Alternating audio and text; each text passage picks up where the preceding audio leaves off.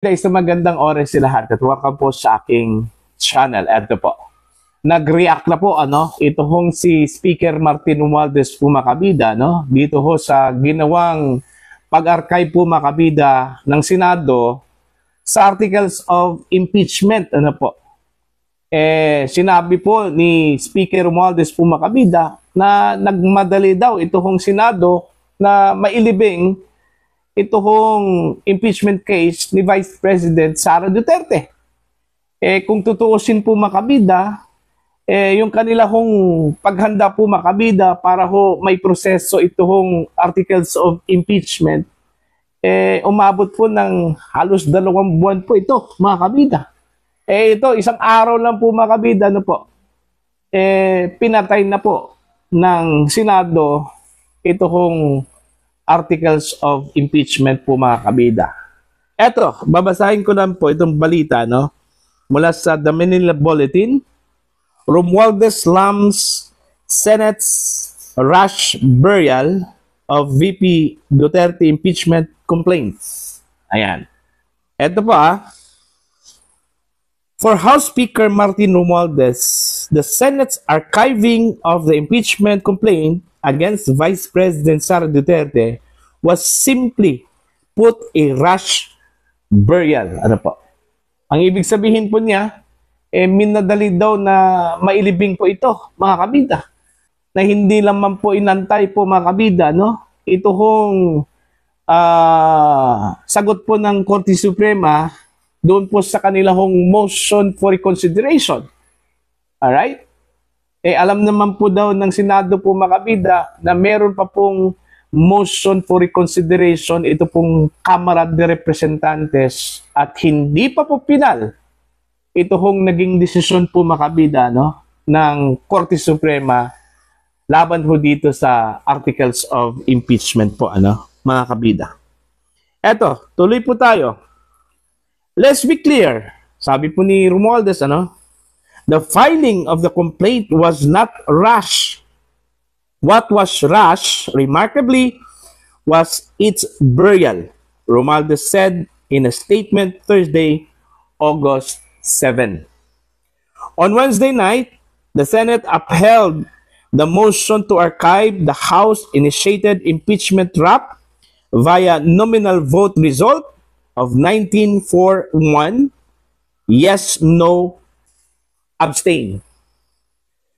The movant, Senator Rodante Marcoleta, had originally wanted to dismiss the complaint outright, but it was amended in order to fit the Senate plenary rules. But Romualdez, like his House colleagues, seems to believe archive is synonymous with kill in this particular case. The ignominy of the Senate action wasn't lost on the leader of the House of Representatives. This moment will be remembered, and when it is, we hope it will be said that the House stood its ground, that we honored our constitutional duty, that we acted not for ourselves, but for the Filipino people, Romualdez said. We do not rise against Senate, we rise for the Republic, added the late 1st District Representative and Lakas Christian Muslim Democrats or Lakas CMD President. However, the case remains active based on the SC's own actions as far as the Speaker is concerned. The archive is, in effect, to bury the articles of impeachment, yet the ruling of the SC is not final. On August 5, the House of Representatives filed a motion for reconsideration. The court found our arguments serious enough to require the respondents, including the Vice President, to submit their comment. The case is active, explained Romualdez, a lawyer. Romualdez also responded to insinuation that mere politics were the behind of quest to place Vice President Duterte on trial before a Senate impeachment court. This was never about political maneuvering. It was about accountability, pananagutan, anchored on verified facts and sworn documents, he said.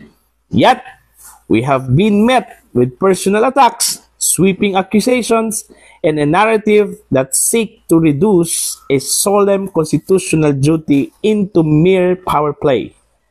That's not just unfair, it is dangerous. It undermines public trust in the very tools of democratic checks and balance, he added. So yun po mga kabida, para bang mas minadali daw ito hong paglibing ko ng impeachment complaint po, mga kabida, dyan po sa Senado kaysa dito ho sa pag-file po mga kabida ng impeachment complaint ng House, dyan po sa Senado po mga kabida. No? Alam naman po daw ng mga senador na hindi pa po pinal, mga kabida, at meron pa pong inaantay po na sagot ito hong Kamara mula sa Korte Suprema doon po sa kanila hong motion for reconsideration. Para po sa akin,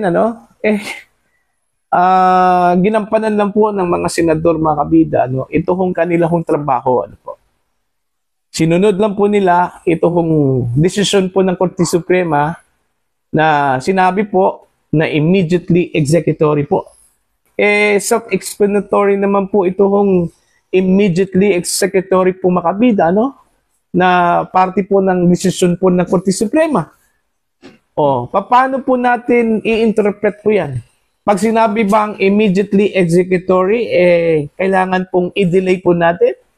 Antayin po natin yung final decision po ng SC, sana hindi na lang po nilagay po ng Korte Suprema po mga kabida. Ito hong immediately executory. Ang immediately, hindi naman po synonymous mga kabida doon po sa delay. Okay? Kabaliktaran po yun, mga kabida.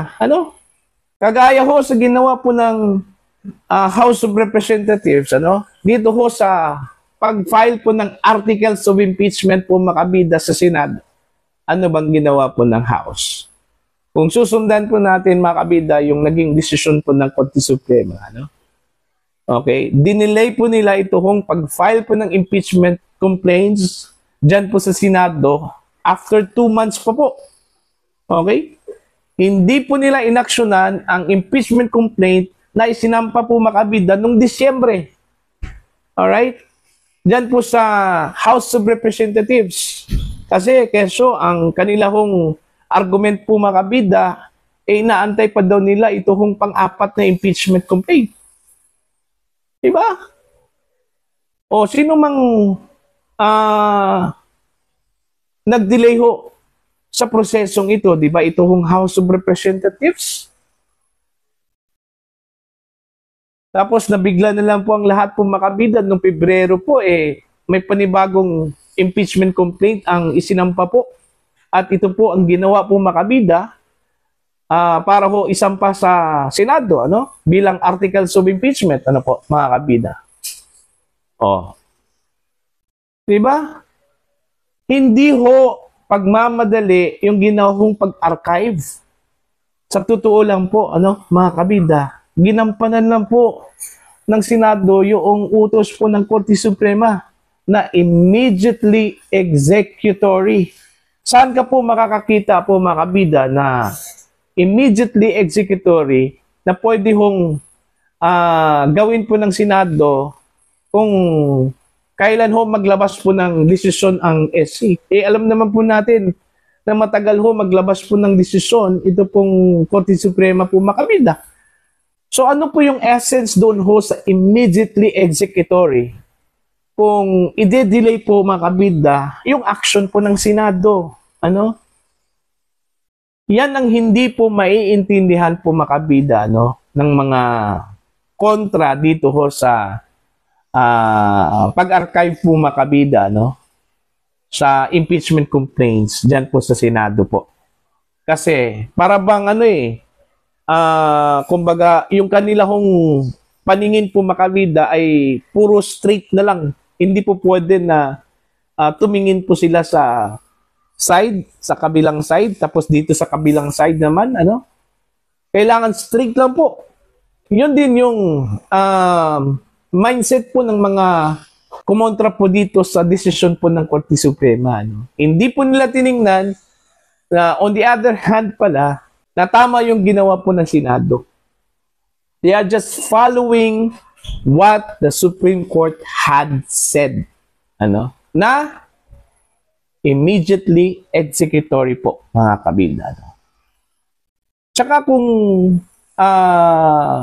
magaling ka po mag-interpret po ng katagang immediately executory, mga kabida. Alam nyo kung ano yung synonymous po dyan? Wala na pong pag-asa po, mga kabida, ang motion for reconsideration. Kasi kung meron pa pong pag-asa itong motion for reconsideration, sana hindi po nilagay po, mga kabida, ng Korte Suprema dun ho sa kanilang desisyon declaring the articles of impeachment against the Vice President, mga kabida, na immediately executory. Saan ka po makakakita po na maglagay ka po ng immediately executory tapos after several weeks, baguhin mo yung naunang desisyon, Okay? Baliktarin mo yon. So, paano na po? In-execute na po ng Senado, ito hong sinabi po ng Korte Suprema na immediately executory po, mga kabida. Yung decision po, yung sinabi po ng Korte Suprema na wala hong jurisdiction, ito pong Senado dito ho sa impeachment case laban ho kay Vice President Sara Duterte. Does it make sense? No? It doesn't make sense, mga kabida. Po? So, yun po. Hindi po minadali ng Senado yung action po nila, kundi sinunod lang po nila. On the right place and the right time, yung decision po ng Korte Suprema. Po? Alright? So, para po sa inyo, ano po ang inyong opinion at pananaw ho dito? Sa mga hindi pa po subscribers sa akin channel, please comment down. Just click the subscribe button, click the notification bell, tick off para updated po kayo, mga kabida, sa aking mga uploads. Maraming salamat po sa inyong lahat.